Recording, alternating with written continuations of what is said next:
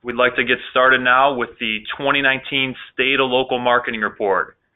This is our 5th iteration of the report, and we think the most exciting and robust work that we've ever done. As we talk you through the next hour, we'll be hosted by myself, Jason Tabeling, Executive Vice President of Product Marketing, and we have a distinguished guest here who we've worked with very hard and closely to create this State of Local Marketing Report, Michael Allenson. Hello, everybody. Michael Allenson here, and happy to be here. I've had a lot of experience creating these maturity models that we're going to talk about today, and the beauty of them is it really looks at what are the key factors that drive success and helps you to create a model and a pathway to achieve it. And happy to share with you what we've worked on here. Thank you, Michael. So what we've done this year and what our goal of today is to explain to you exactly what we've learned from this year's State of Local Marketing Study, which is a combination of over 1,000 assessments that have been completed across the country from a variety of industries and partners to really derive value.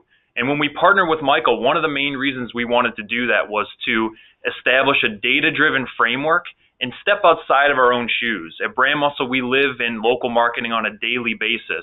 And so we wanted to make sure that we were having an independent, data-driven view of this report and how we could interpret it and how we could think about our own future strategy as we make recommendations to clients and as you think about your own strategy as we create those partnerships.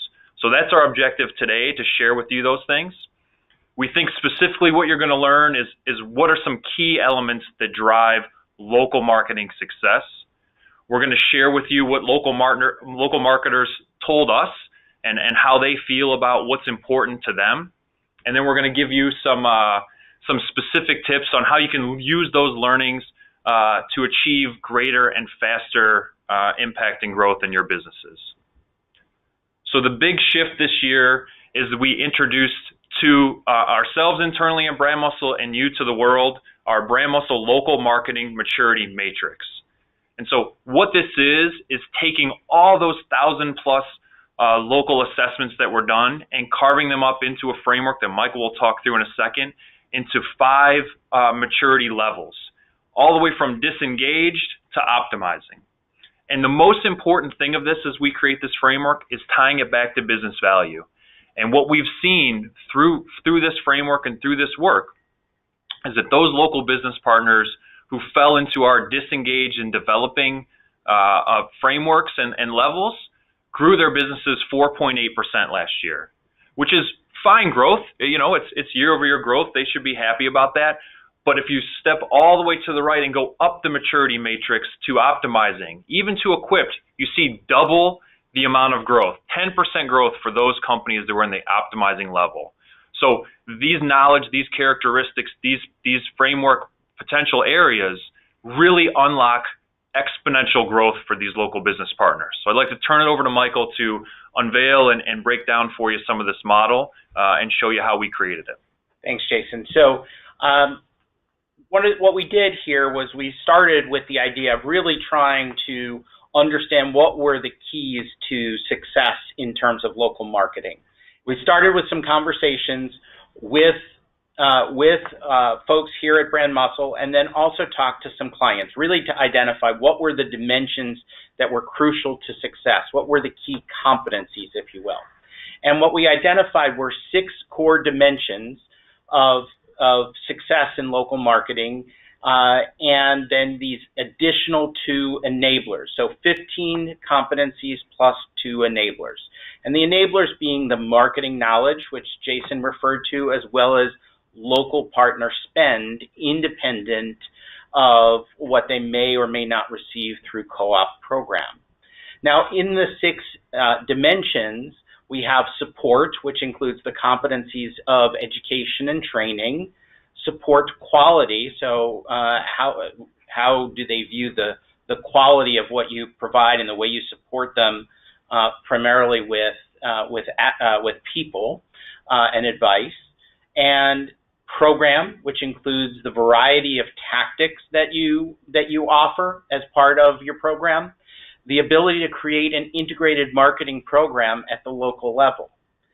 digital strategies that you provide, digital strategies and tactics, and the social strategies and tactics. And then the next dimension being content, including quality and relevance of the content that you provide. The administration, so the tools, how easy is it to manage the program using tools that you provide, and then the processes and policies that govern the program. And then the commitment, which includes corporate commitment and participant commitment. So the perception of how committed you are to the program, as well as the participants' view of theirs and their peers' commitment to the program. And finally, last mention being the business focus. So how do they perceive the investment that you make in the program, the alignment that it creates between them and you, and the focus that your program has on return on investment. Now, the way we constructed this model was we identified the outcomes that people are trying to drive, including year-over-year revenue growth and the perceived impact that that corporate program is having on their business. And by doing the analysis to understand how each of these things was contributing to the outcomes, we were able to come up with the formula that classifies those partners into the 5 buckets. And as you can see, one of the things that we learned through this process is that most of the companies, 89% of them, are sitting in those first 2 buckets, whereas Jason showed you, they're not having any increase, any incremental impact of the marketing program on driving growth for them. One can look at this and say, hey, this is not good. We've got 9 out of 10 companies that are sitting at those bottom 2 levels. I would say it's really an opportunity. And more than cliche in terms of opportunity, what we have found as we have built these maturity frameworks is that oftentimes it's not some of the core things that you're focused on to drive success in a discipline such as marketing.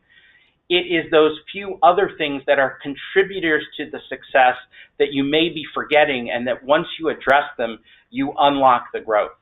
And I think we've seen that that is the case here too. So as we go through this, we'll show you how you can do that.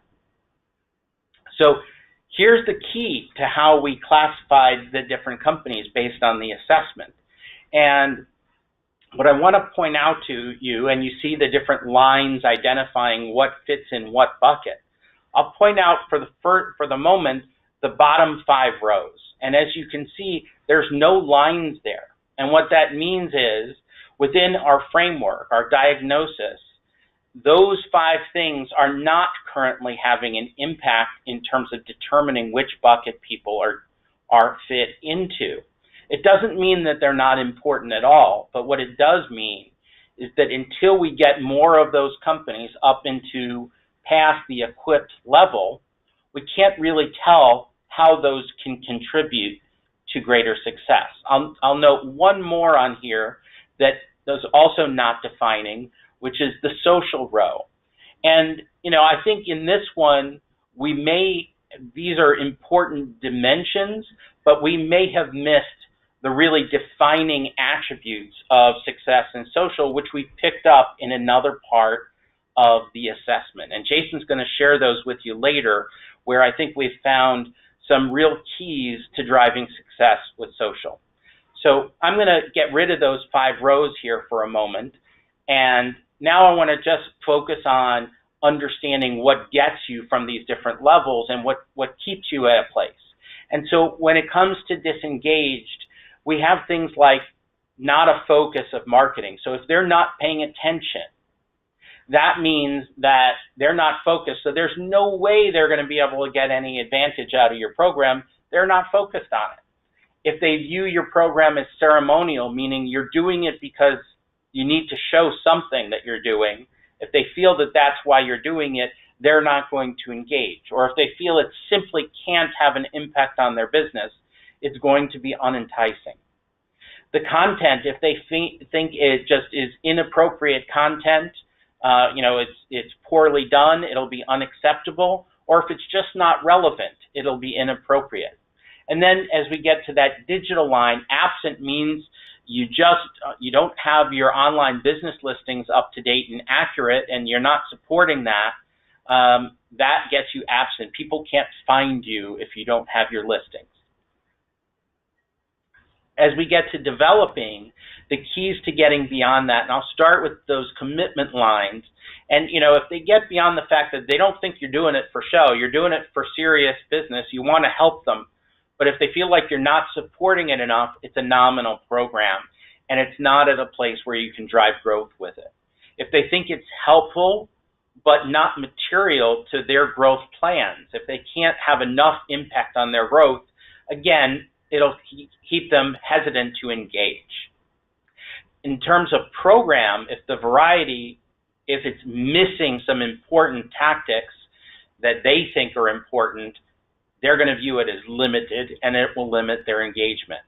If they think that, yes, you can find the business, but you don't have the website to support and provide the information, you're stuck there at developing. And if you think your processes and policies are really keep you from engaging, they're going to view it as onerous or difficult, and again, it will slow them down or hinder them from engaging. And I'll go back right up to the top there, and Jason is going to talk a little bit more about this, but if you're negligible or limited, if you're really not getting them to spend more than 1% of their revenue, they just can't drive growth. And so I'm going to just pop through these next two in the interest of time, but you can see as we move through equipped and then executing and optimizing, we have different things that you're trying to get to, and the keys to getting to that very top level are really all about, once you have that commitment, being able to have differentiating content, being able to have content that is personalized and customized, being able to have an integrated marketing program, and really taking advantage of the digital to be omnipresent, to be everywhere, to not only have people be able to find you, to inform them, but to find them. Good. Thanks, Michael. So what does all that mean? Hopefully you pick apart that we've understand that there are specific elements at key points of the maturity matrix that help unlock business growth. And those things are directly tied to sales and revenue opportunities. Not everyone is exactly the same. There are different partners and different places that they may sit on their own maturity matrix that do not require a one-size-fits-all bucket or program. And by shifting people up the model, you can continue to unlock those growth and opportunities. But let's give you a little bit more data just to help understand this point a little bit further. On the top, we see how does partner marketing knowledge impact year-over-year growth. So you can see, and this seems very obvious, but to see it in tangible numbers from this assessment is really, really important. So those folks that thought marketing was not a focus for them, 3.7% growth last year. Moving up to learning and then knowledgeable, you can see those revenue numbers continue to grow up almost 2 points to the knowledgeable level. And that's just in partner knowledge. You can see that growth. So it's very, very important. But it's not just their own knowledge that is important. Take a look at the bottom component. We broke this out into two dimensions. One, the percentage of spend that the local partner puts into market. Less than 1% is limited or negligible, robust or reasonable being greater than 1%. And then corporate co-op programs, are they available, yes or no? And you can see essentially 3 out of those 4 dimensions is 4 to 4.5% growth numbers.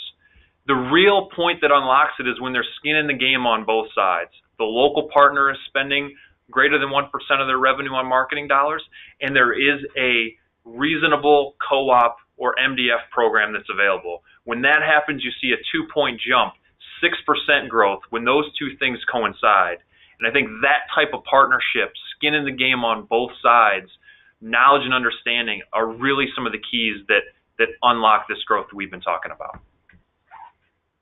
Great. And so jumping back to really focus on those enabler dimensions, and where do people sit that cause so many people, the 89%, to be in that disengaged and developing bucket. When we take a look at the marketing focus line, the second line there, you see just 10% that are in a place where it's not a focus. You have most of the people where they feel like they're either committed to the learning or they're already pretty knowledgeable and still committed to learning more about marketing. So that 10% is probably a tough one to convert. They're probably diehards against it. So investing time there is probably not a huge opportunity. Where it is a huge opportunity is on that first line in terms of partner marketing spend. And, we know that a lot of programs are emphasizing, incentivizing the local spend in order to unlock some of your co-op funds. But this is showing that there's opportunity to push that even further, because we see 2/3 of the companies that are sitting at either negligible or limited, meaning that they're spending really less than 1% of their annual revenue is being spent on marketing, and the negligible people spending almost nothing. So the extent to which we can move a portion of those people from negligible and limited to reasonable, 1 to 2%, or robust 2% or more, you're going to be pushing people into the place where they can start to grow. So when we asked these local partners what did they want to learn if they could talk to a local marketing expert, here's the top 10 questions that they said they would want to learn about. And I think there's a lot of really key insights from this, but just to cover two, 9 out of the top 10 questions that we got back when we asked them contained the how quotient. How do I do something? How do I measure it? How can I get smarter and be more successful with SEO? How do I track success of digital and social advertising? These are things that are not necessarily what are they or why are they important, but they understand that. They've started to achieve that level of knowledge and understanding, and they're looking to move beyond into practical applications of how do they make these things go. So simplification of the program, education, again, come up to be these key themes. As a follow-up to this webinar, there will be links to quick short videos that experts from BrandMuscle and key leadership folks have taken the time to answer each one of these questions in their own way. We look forward to partnering with you guys and giving more robust answers that are specifically tailored to your programs. But hopefully those answers and videos will kick off a little bit of thought leadership and a little bit of spark in your own worlds of how you might address some of these things for your specific businesses. So the other half of getting people engaged at that base level is the commitment dimensions.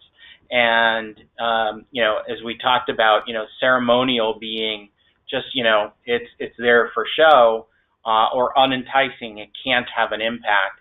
Again, we have about 10% of the benchmark that ended up being in those two buckets. Less concerning, but the ones in the developing bucket are where we have 1/3 on the corporate and 25% or so in the participant commitment, where they think that the program is there for good reason, but it's not yet got enough commitment behind it from the corporate side, and on the participant side that they think it can be helpful, but not enough to reach the goals or have a significant contribution to their own growth goals. Now, you may have some weaknesses in your program that you want to address, but you may have a program that is well set up to support their goals. It may be that this is a communication issue, because oftentimes communication can be an important thing that bridges the gap between what you have versus perception, which becomes their reality. Exactly.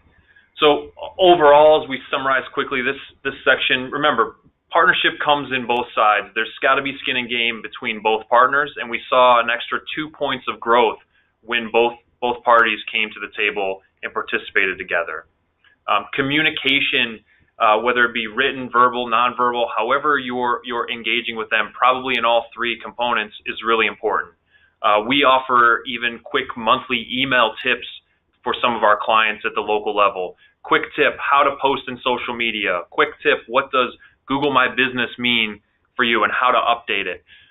these tips help drive 30% incremental engagement in those programs because they're very direct, call to action, simple, and they know that they're coming from a place of expertise that they can trust.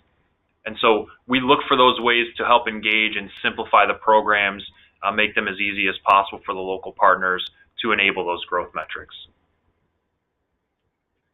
So as we move into some of those program dimensions, so once you have people who are committed, then you actually need to give them the fuel for growth. And this is where we start looking at that fuel for growth. And as you can see, when you look at these three dimensions here, the digital, the variety of the program, and the integration, the one that kind of sticks out like a sore thumb is the absent, and having almost 45% of the benchmark partners that participated in that absent bucket. And what that means is that 45% does not think support for online business listings is included in the program that's provided to them. Now, it may be included. They may not know it, but one of the things that we found out as part of the other parts of this assessment is that only 25% of them, when asked, said that they have any confidence at all that their online business listings are up to date and accurate. So there's a true gap here, and whether it's not included, whether we need their engagement, we need to get them realizing it's there, supporting it, and once we do, we'll move people not just to developing, but we'll move them to equipped, because the thing that gets you through developing to equipped on the digital dimension is website. And almost everybody within our benchmark talks about the fact that they do have a website that is able to deliver details about their business. So just getting past the online business listings, which we think is fairly low-hanging fruit, will jump you up. The variety, that again, just only about 20% think that there's some key things missing. It's something to pay attention to, especially as there's so much evolution in the space in terms of what you can include in a program. But once you get to the functional level or status quo, where you have one that's staying the same for a long period of time, or dynamic, one that changes frequently, you're able to support people who are getting up to the higher levels. And then the integration, that is one where it doesn't do a lot for you when somebody's not engaged or when they're just starting to make an impact. But when they're really bought into this, that is the jet fuel that gets you from equipped up to optimizing. Yeah, that jet fuel is very, very important. I like that. So one of the things that we wanted to share with you guys is the alignment and interest that the local partners have. We asked them what their top 3 priorities were for the year. And 3 things stick out more than most. It's social media advertising, websites and landing pages, which Michael just talked about, and events. So I think the key takeaway from this is twofold. They are generally and fundamentally aligned to doing the things that we hear broadly from our corporate partners that they want to also push, not only because of measurement, because of where media is being consumed, where the target customers are spending their time, where they can get data back to optimize the programs. These are the right levels that both corporate and local partners are trying to think through in terms of the channels that they engage with their customers. Events is the one that's not digitally necessarily led, but is very critical. This one showed up 5 years in a row in the top 3. And I don't think it's going to change anytime soon, and that's events, right? Events give these local partners the opportunity to engage in their communities in meaningful ways, being that person that someone knows, trusts, can be referred to. And I think that is a really key piece as we talk about not only what they want to hear. One-to-one engagement is important for them to help grow their program and become more sophisticated marketers, but they also value that one-to-one communication within their community. Now, we're starting to do more and more programs to enable pre, during, and post events to capture more leads, to generate awareness, to generate some retargeting aspects, to put some more measurement behind events. So events can have both digital and physical opportunities to be optimized and placed. But those three things are really, really important. I think down the line you see some other tactics that are both traditional and digital. And I think for these to outweigh themselves or to become more or less important is also a knowledge gap. We have lots of clients who, once we added in-store tracking for their mobile display program, adoption went up 50%. And that was simply because they went from buying programmatic mobile display advertising, a terminology that was very vague to them, to something very tangible. We drove 4%, 5%, 20% lift of consumers into your store from foot traffic. That changed the dynamic. That changed their ability to understand what those mediums were and what they meant to their business, and that becomes really important. So let's just take a quick look at social, and specifically Facebook, because it was so high on the priority list for 2019 from the local partners. So look at the ties here in this data. On the left-hand side, we just look at the percent of partners who are using different Facebook tactics. These go from all the way of not engaging in social media at all, claim the page, post regularly, now they're responding within the community, and then do some sort of advertising. So more than 50% have actually claimed their page or believe they've claimed their page and post regularly. When it drops down significantly is in engagement. Do they respond to reviews, to post the comments, etc.? And do they actually advertise? As those things come down and they dip below 40%, you can see on the right-hand side the ties directly to revenue growth and business growth year over year.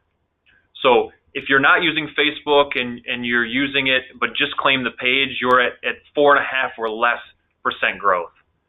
But as you go up the scale, as you actually engage with the community, as you actually advertise, and if you do both, you're north of 5% growth.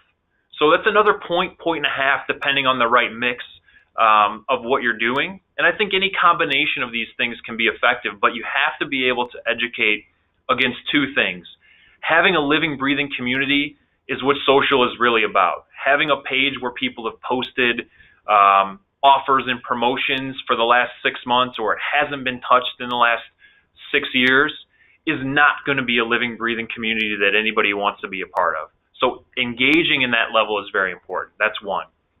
Two is the advertising component. There continues to be an organic share of voice of opportunity in the marketplace. So advertising really helps get you over those humps. And there's some very sophisticated yet simple, smart things you can do to create lookalike audiences, to set up targets that are based on behaviors and activities that your local partners want to reach at that moment of truth for them. And so those activities not only tie directly to engagement and building a following in a community, but also to revenue growth. So one last thing here that we'll talk about is processes and policies, and this whole idea of a program being onerous to deal with or difficult to deal with. And we see that we have almost half of those who participated that are either at that onerous or difficult level. And as we looked at the assessments, we had a couple of open-ended questions that were included in the assessment. And one of them really had to do with, why aren't you spending all of the co-op money that is available to you? Or what are the challenges when it comes to getting reimbursement? And as you look at some of these responses, what comes through often is that there's uncertainty of rules, there's difficult rules, there's issues where you have to spend the money first and then get reimbursed later, and sometimes something you thought was going to be reimbursed isn't.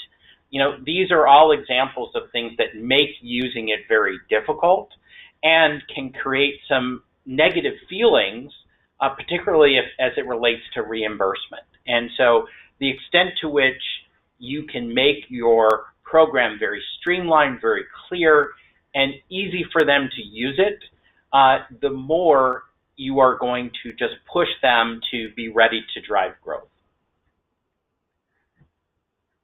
So to summarize that, we think there's a lot of emphasis on websites and being found overall. And one of the things that we see is because local marketers are getting some of these aspects paid for them, location data management is a pretty common one, they often might feel like they're not supported or unaware of what it is. So it might be easy for corporate to buy it and scale it out across all their partners, but those local partners don't necessarily know that it's occurred or necessarily understand what happened. So there's a real a gift and curse of removing that burden. You often remove the responsibility of them to understand and know what it is and what it means.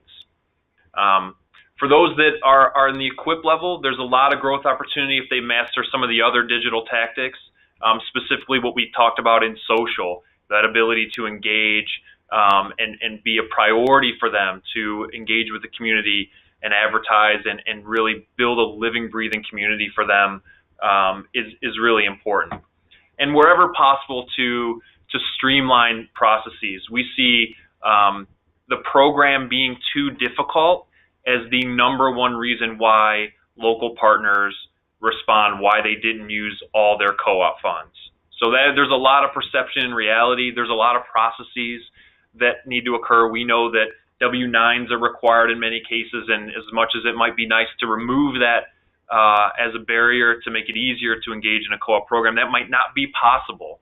But there are ways to balance what is required and simplicity of the program for the local marketer. So overall, we think it's really important that you guys take away what we talked about, what drives local marketing success. Those are the engagement factors, those are our digital media, and those are simplicities of the program. We also hope that you took away what's important to those local business partners. It is making it simple, it is digital media tactics, it is helping educate them to understand how to actually do some of these pieces. And then we hope that you took away that knowledge and engagement is important, directly related to revenue growth. I think there's a real challenge with the local channels to understand how you fund these programs that may cost. It may cost money to engage in training. It may cost money to create content that you can post socially that's not a promotional activity. So why is that important? Hopefully this gives you some of that framework when you can tie it directly back to revenue growth. If I told you could grow at 4.8% and keep your clients and local partners at disengaged, or 10%, but you had to fund some of the initiatives to make that possible and move them up to optimizing, now you've created a compelling business case to make that possible. And hopefully this data and this information and framework, as it evolves over time, helps you make those business cases internally and become more solid around this overall. So I'm just going to summarize real quick, and then we'll open it up for questions. I know we already have a couple, but thank you very much for participating. After this webinar concludes, shortly after you will receive an email with the link of this recording, as well as an invitation to download the full State of Local Marketing report. We did not have the opportunity to go through every single little bit of detail with you today. We thought that would be a little cumbersome, but the full report will have a lot more information like this for you to detail and break down. In the report, you'll find links to the videos from the experts that I talked about earlier, answering those top 10 business questions that will hopefully spark some thought for you individually. There'll also be a link to the online assessment tool. Now, this is a quick way for you to get your own framework assessment score that will be available online throughout the course of the year. On the last one here, you'll also be able to speak with us. Look, if you have any questions, we want to be your local marketing partner across the board and help you unlock some of this success.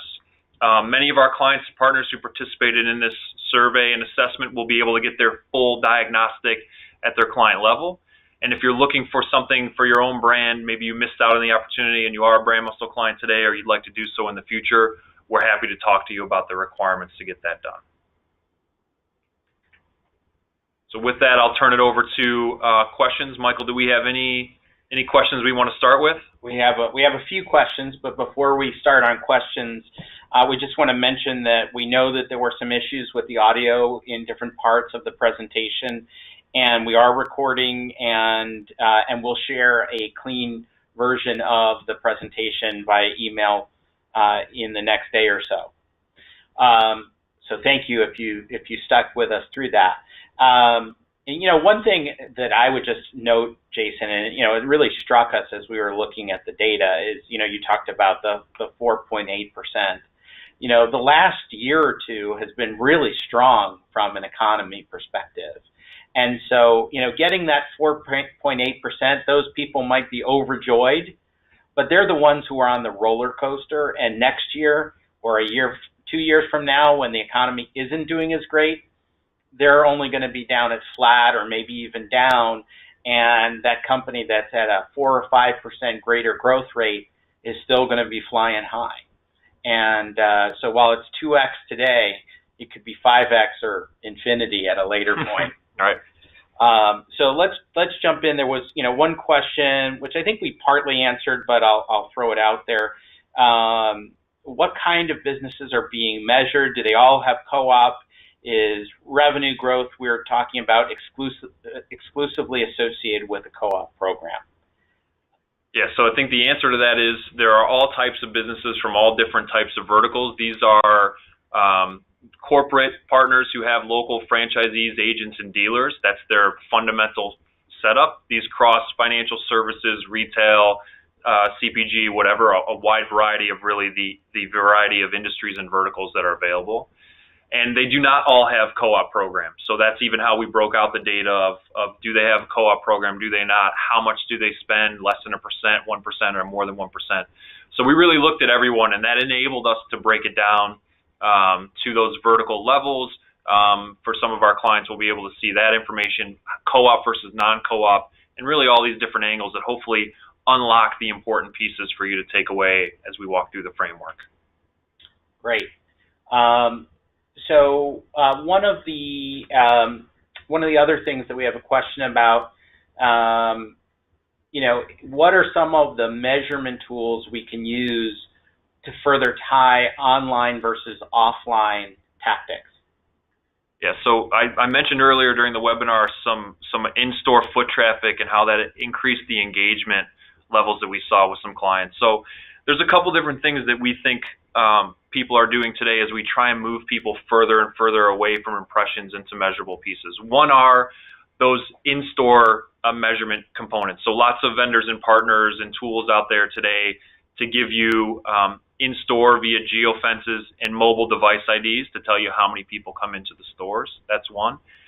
Two would be unique 800 numbers and phone tracking to allow even folks who don't want people to be in store to know, did they call from my ad, did they call from my listing, whatever those cases are. And then three would be maybe a little bit more sophisticated, but pumping back in some sales data. There are tools like a New Star or a Live Ramp that might help tie some unique identifiers into data, or even just pushing back sales at those local locations from point of sale data. You can tie those back to specific store IDs and help measure those pieces. Those are three kind of key ways that we're driving that online offline measurement or measuring some of these things today. At a bare minimum, look for ways to push your local partners beyond impressions into measurement areas that haven't been done before and push them out of their comfort zone. We get still a lot of vanity metrics, billboards I've done because I can hear or see my face on the billboard as I drive to work every day, or my friends call and text me about it, or even on the radio spots. Still effective mediums, but hearing yourself on the radio and your name being mentioned isn't necessarily as impactful as the number of phone calls that it drove or the number of people and folks that have got into your store. Great. So one other question, Jason, thinking about, we talked a lot about co-op programs and how you can incentivize some of these behaviors that, that we talked about that are keys to getting people up the maturity curve. What are some of the unique things, what are some of the innovative things that people are doing today with co-op programs that we can leverage to help drive some of this? Yeah, so some of the things on co-op that people are doing, I think there's a huge push to centralize and focus the amount of vendors that can be achieved. Some folks had 11 print vendors and they're down to 1 or 2, or they've enabled, if you want co-op to be matched, you have to do these specific paid search programs through these vendors. And it helps validate that they're making some of the right decisions. knowing that the vendors can be trusted from a brand management standpoint and an optimization standpoint, and also that simplicity and scale can be brought to the program from a pricing standpoint, from an execution standpoint. In addition to that, I think there are some key packages and ways that people have brought scale to these programs, making recommendations to say, hey, package A, package B, package C, platinum, gold, silver, has been a way to consolidate, bring scale, and make these local partners feel like they're making selections that are common, built with consensus, built with a sense of expertise, and that gives them comfort to opt in, knowing that I'm doing what Tom or Pete or the agent down the street is doing is similar to me, is very, very impactful from a participation level. Great. We got a few more questions coming in. Okay. So what do you see as an ideal amount of skin in the game as a percentage?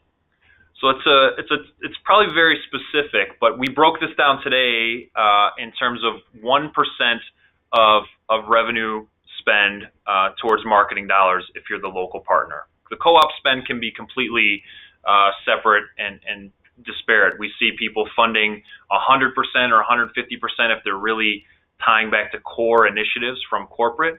But at the local level, we broke it down as greater than 1% as a robust amount of spend for those local partners. I think it's a good place to start as a target goal for folks. So why do you think things like digital display and pay-per-click, etc., rank low with partners? Is it accessibility? I'll see what you think. I've got a... Yeah, well, you can... Yeah, okay, you test me on this one. So I think it's really an understanding of what those things are at a base level. So, and probably two things. One would be understanding.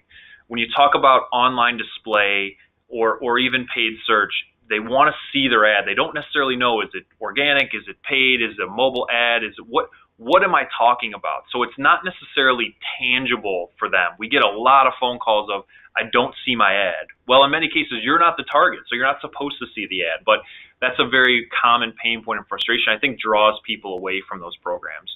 On the other side, I would have said, many times on paid search, corporate wants to own that experience. They don't necessarily want to have conflicting programs, and there are pros and cons to that approach. But I think it's less of a focal point because corporate owns those in many cases. What would you have said? Well, I mean, I think it dovetails nicely with the things that I was going to add in, which, when you look at the data, we see that, for website, we asked for 6 different digital tactics. And one of the things that we gave people an option of is, I don't know if it's included in my program. I'm not sure. And for website, that number was about 2 or 3% that didn't know. For online business listings, it might have been about 10 or 15%. When we get into these other digital tactics, it got up into the 20 to 25% range. They're very unfamiliar with a lot of these tactics. And it really comes back to that whole point about marketing knowledge. And, we all, at corporate, at BrandMuscle, we come to it with a base of knowledge.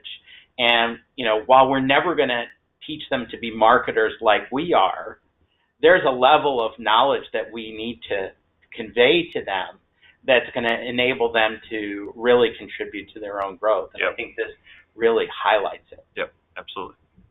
So one more question I think we have time for.